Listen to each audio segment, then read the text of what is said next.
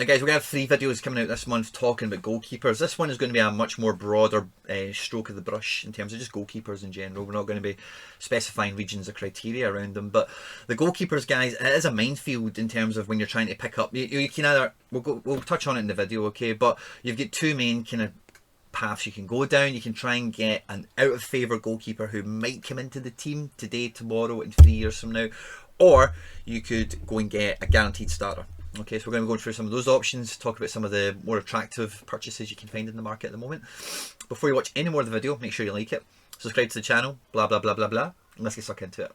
So this is the first guy we come to. Now, as you are probably aware already, I have him, and I paid probably a good bit over the odds seeing what he's going for at the moment. Just to give you a bit of background, right, I was quite happy and very prepared to spend 0.6 on him. I am especially for the 1 of 100, because you know that's going to be a little bit more pricey. The reason I was quite happy to do that at the time was Bayern had just IPO'd, so had PSG, and I seen the price levels that Navas and Neuer were kind of hovering around. And yeah, I know Handanovic has got a couple of years on them both. He's a wee bit older, but you know, ability-wise and all the rest of it, I don't see the massive difference to justify why he's so cheap. Now, his scores, I think personally from owning them and using them, have not been great. But when you look at the graph, it's not that bad. It really isn't, you know. So Inter Milan have kind of struggled with clean sheets over the last couple of weeks, and that's why there's a lot more oranges here than there are greens. All this guy's missing is another couple of clean sheets. Once his last 5 average gets into that green kind of territory, you'll notice his price is going to run away, and he's definitely got the ability to have a last 15 average that would do that also. So I think he's guaranteed to play week in, week out. He's a solid goalkeeper. He's very prolific with clean sheets in recent years, not quite this year yet. And I think if you're going to be making the outlay for a first choice champion Europe goalkeeper, there's not too many guys that can get ahead of this guy in the pecking order, in my opinion. Now, when most people kind of DM me and get in touch, like, oh, I'm just about to open my account, I've just opened my account, goalkeepers, what they like, so anyone you can recommend. This guy's one of the first names I'll always, you know, give a recommendation to, because, yeah, again, he's 32, he's not 22, right, I get that, but he's playing every week almost, you know, or let's see, I'm pretty sure he plays every week. There's a couple of rotation options in that Porto lineup, young goalkeepers with a bit of promise, so you might notice he starts to get phased out over time. But look at the run of green scores he can put together. Absolutely amazing. And with Porto, you know you're going to finish in the top 3 in that division, and that as a byproduct gives you a goal ratio. You know they're not going to concede more than X amount of goals, let's call it 25 for the sake of argument. And for how cheap it can be acquired for. His price is up a little bit now, and that's mainly because of the fixtures that we're currently in as I'm recording at the moment. Porto are playing, and they're one of the few teams that are. But when normality kind of resumes again, getting this guy for around that average price, 0.236, is very achievable. And again, for a number 1 goalkeeper who's going to be at the top of their domestic competition, I think the guy's great bang for buck. Now, I wanted to throw this guy in here because he's been playing more recently, okay? Pellegrini's obviously at Betis now, they've got Claudio Bravo there, and I think there's another goalkeeper that's kind of okay. But this guy seems to be getting the number 1 jersey, and he's only available really as a super rare. So that's why I thought I'd pick him out, because the kind of price you can maybe get him for. And yeah, sure, you've got the risk that Claudio Bravo comes in, maybe they do cup and league rotations, that kind of thing. Time will tell, right? But when you've got an SR goalkeeper, even if it's only for training purposes, this cheap, who has the ability to play for the club he's at, or even worst case scenario, he could transfer out. You know, the guy's a wee bit of a storied career. You know, he spent a few years in the Prem and he's played in Spain before and whatever. Then the kind of price you're hoping to pick him up for could pay you dividends in the longer term rather than the shorter term. But as you can see here, there's definitely some short-term utility, because it seems like Pellegrini's giving him a shot at the moment. Don't really know where Claudio Bravo is, what the script is with him. But for an SR goalkeeper who's likely to feature this season more, you know, often enough, his price is very competitive. Now, this guy isn't that exciting. He's not that sexy of a purchase. Dynamo Moscow, they're not the first club you think of when you come on SoRare for players to go and target and acquire. They're in a winter break at the moment, so the prices went down a little bit. You know, last 3 days he's went for about 153 on auction, best market price 180.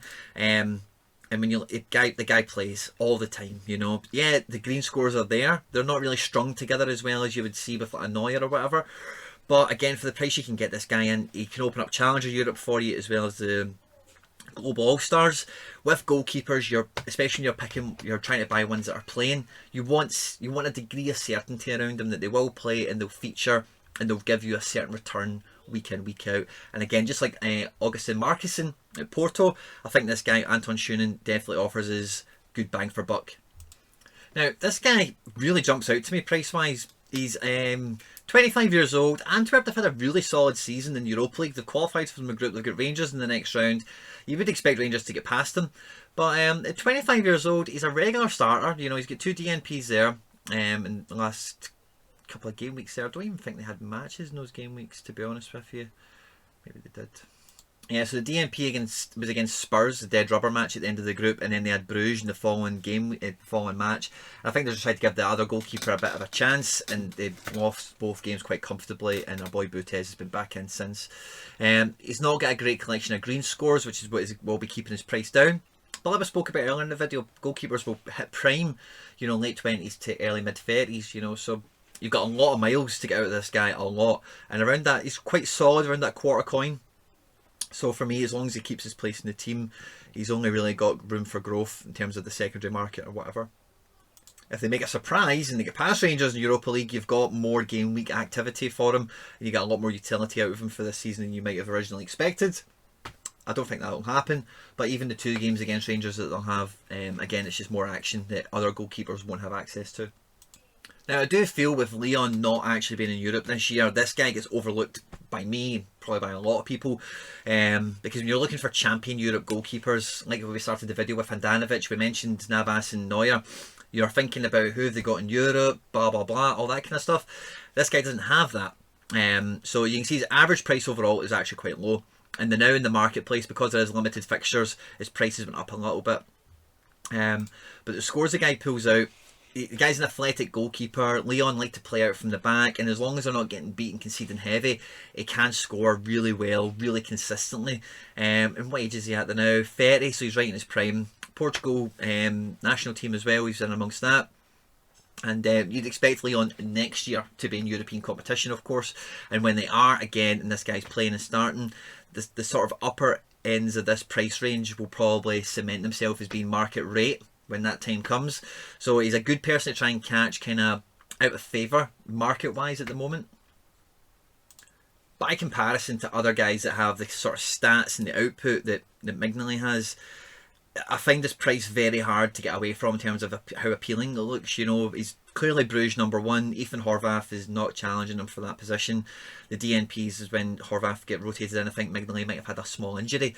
But when you look at the strings of greens he can put together, it's circa, let's just call it 0.45, because if you're going to buy him from auction, or even if you went secondary market, paid that extra kind of 10% more or whatever, about half a coin, you're getting a lot of bang for buck. The guy should play to, you know, past mid-30s and beyond. With the pedigree he's got of playing at Sunderland and playing at Liverpool, I don't think he really played anywhere else Premier League wise. It escapes me if he did.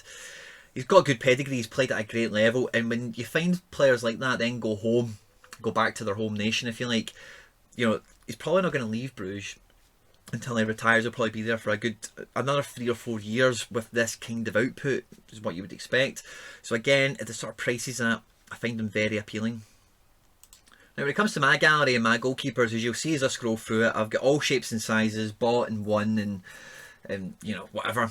And the main thing you're always trying to get, number one, you want competitive lineups, but you do also need some of those gambly ones to sit in your gallery to fill out your training lineups. So those guys that you aren't playing this game week, or they're a gamble and you're not going to take the gamble on them for your entry, you want them training, you want them building XP and power up, so that when you do deploy them, they're going to be getting you as big a score as possible to actually fire up the divisions. So I do highly recommend some of these goalkeepers I recommend them all for a variety of purposes, basically. If you're new around here, guys, and you've liked the video, of course, like, subscribe, share, retweet, all that good stuff, guys. Stay out of trouble, and I will catch you on the next one. Take care. Bye-bye.